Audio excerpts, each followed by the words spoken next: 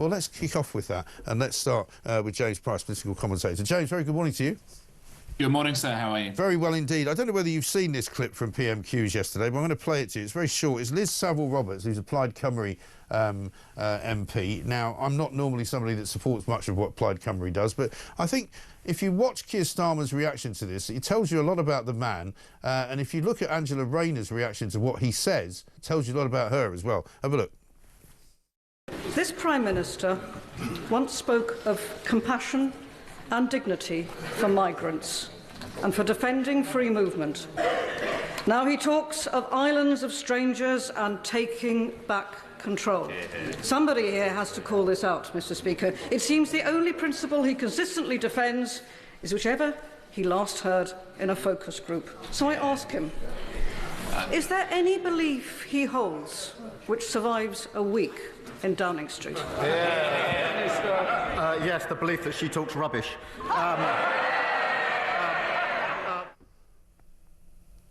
Now, I think that tells you an awful lot about the man, Keir Starmer. It tells you lots about Rachel Reeves and tells you plenty about Angela Rayner, doesn't it?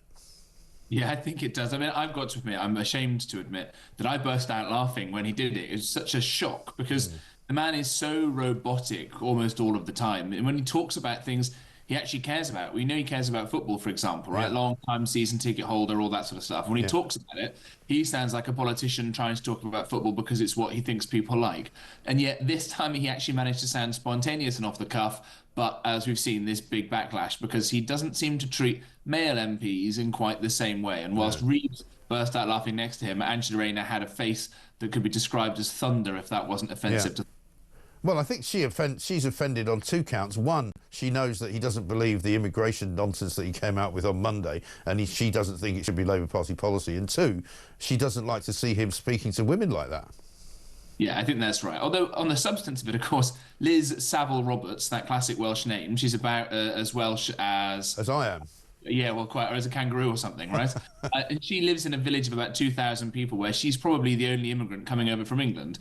And so her idea of going, oh, I will be the moral arbiter of all of this stuff, I mean, it's complete rot. Let's see how she wants it to be like if her village was suddenly flooded with fighting age men in asylum hotels or people who contribute absolutely nothing but sit around from other countries and come into our social housing with our taxpayer money paying for it. Yeah. So I think Starmer was probably right in the substance, but in the delivery, perhaps he could have been a little more restrained. Well, I mean, as I say, I don't believe a word of his immigration policy. I don't think he does either. In fact, Dan Hodges has written a piece in the Mail today very much to that effect. The clip that we showed on Monday back from 2020 when he was regaling us all with the joys of immigration and how we should be celebrating the benefits of immigration, that's the real Keir Starmer.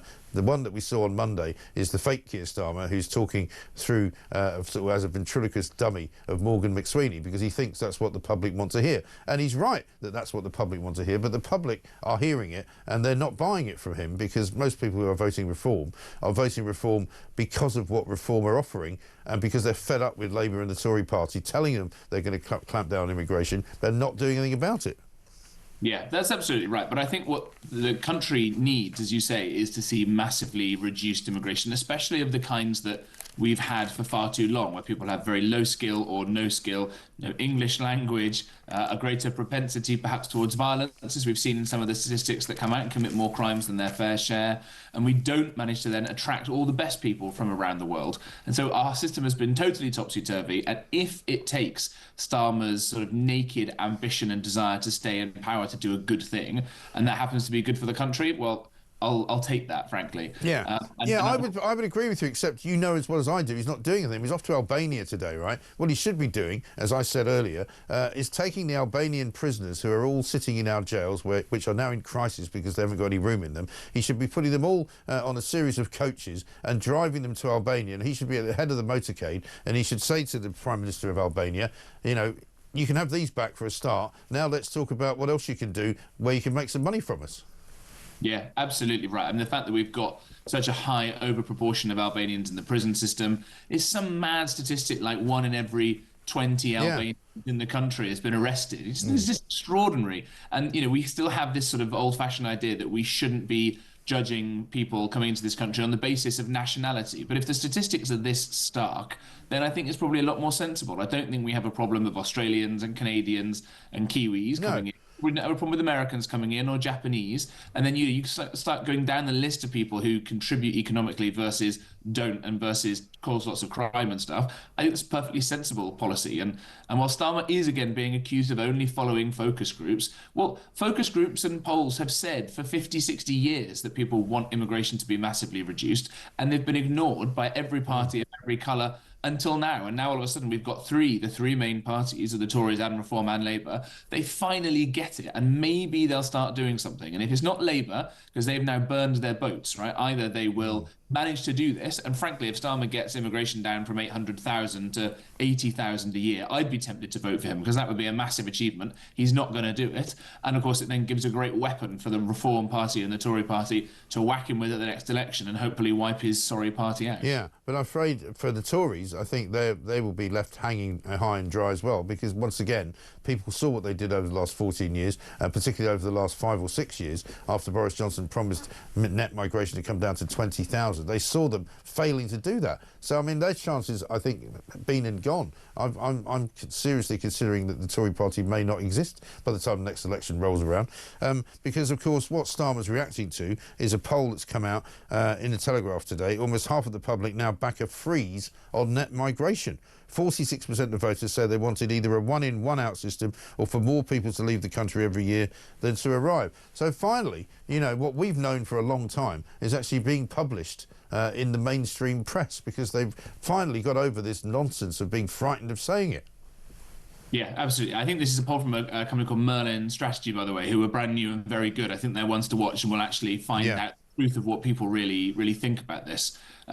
I think on this point about the Tories, by the way, Robert Jenrick is so impressive for precisely this reason. He quit Rishi Sunak's government because he saw firsthand all the best data possible as a minister inside the Home Office on immigration. He was sent there to keep an eye on Mean Suella and all of that. And instead, he got completely radicalized by the facts, by the state of the country being caused by these things. And he had the bravery to quit when he realized that Rishi Sunak wasn't willing to do the sorts of difficult changes to our legal system that would make this have to happen. Now, will, as you mentioned, Morgan McSweeney, this kind of Svengali-like figure behind Starmer, he gets it. Is he going to do these big, difficult changes? I'm skeptical, because it's that sort of stuff now we have to do in order to get immigration down. We have to change a lot of laws in the country.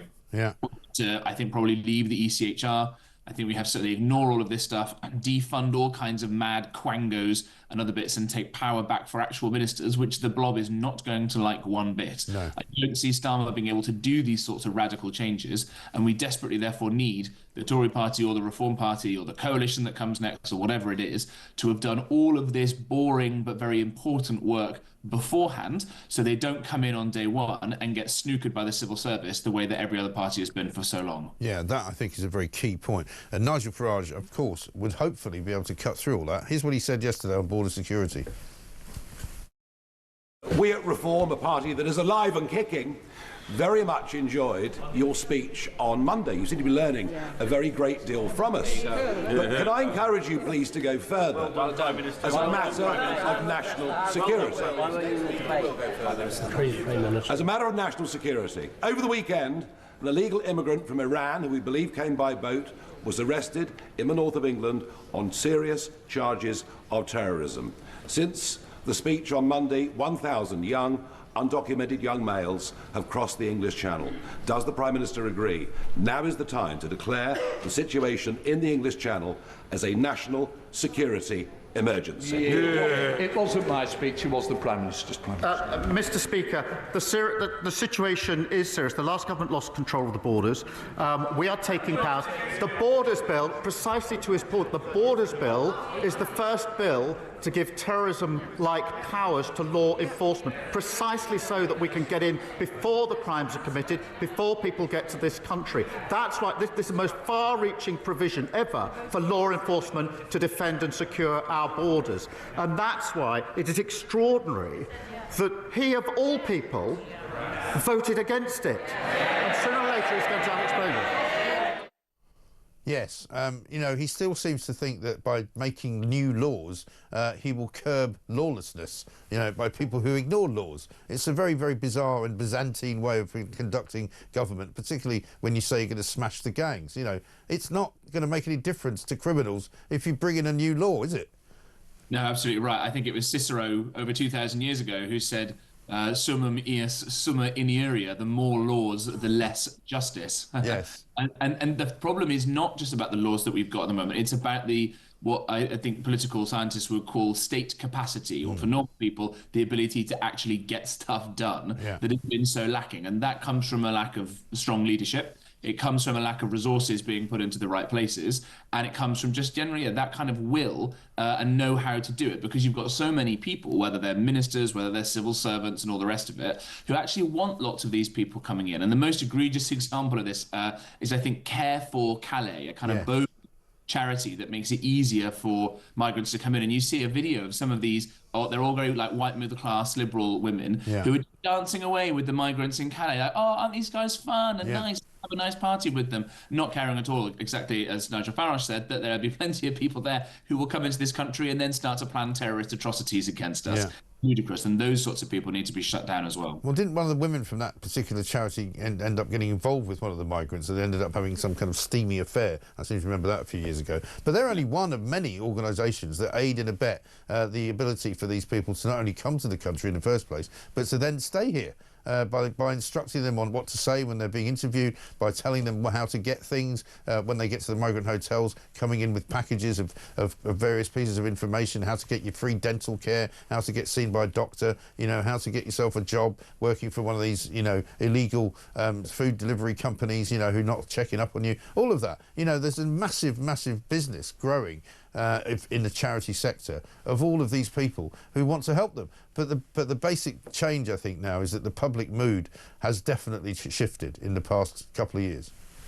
Yeah, absolutely right. I think a lot of us have known that we've been storing up bad problems for a long time, but it's just getting more and more impossible, frankly, to ignore it. We should have known this sort of problem was here in the late 1980s, when the author Salman Rushdie had to go into hiding for many years because we'd imported a bunch of people in this country who hated core values like freedom of speech and freedom of expression and freedom of conscience and all of these things that we all took in Britain to be self-evident. And we thought that people coming over here would suddenly magically become nice, cuddly, woolly liberals like the rest of us. And instead you've got people running around in the street chanting for the death of an author. And at no point did the establishment go, maybe we're stacking up some problems here in the places we decided we don't want to look and that we should do something about this. And instead we have been pulling in with glee and with gay abandon hundreds of thousands now of people who share none of our cultural values. And I think probably the best thing that Kemi Badenoch has ever said is the obvious point that not all cultures are equal and some are better than others. And some of the people's cultural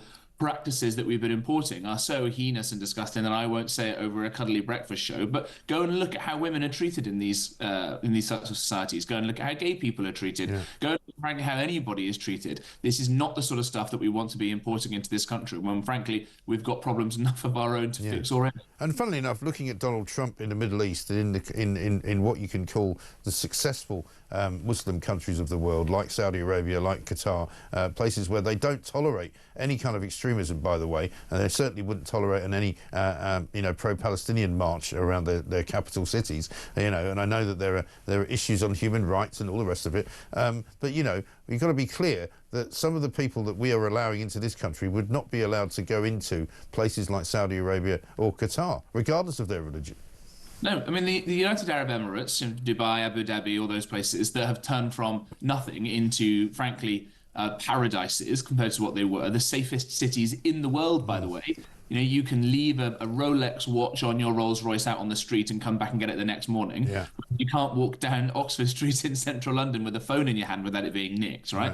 They get this stuff, and part of the reason is that they're tough on crime and they're tough on these people. They also don't allow all kinds of very dodgy Islamist groups and other cultural practices to happen. There are organisations founded in the UK that are banned by the UAE. These are Muslim organisations, and I don't think they laugh at us because they want to be our allies, but they certainly cry when they see this stuff. The fact that the Muslim Brotherhood, this is the sort of pan-Islamist organisation that is banned in Egypt, is banned now in Jordan as well, banned in the UAE, all these places, it's not banned here. And got dodgy foreign money coming into mosques and preaching all kinds of evil hate and all the rest of it. We've got 40,000 people of Islamists on the active MI5 watch list, and we're not taking this as the national emergency. And as Farage, I think, rightly says on this, we're just having more of these people coming in. We must be completely suicidal to allow this. I know. Absolutely incredible stuff. It's a very good point you make there, James. Thank you very much indeed. James Price, political commentator.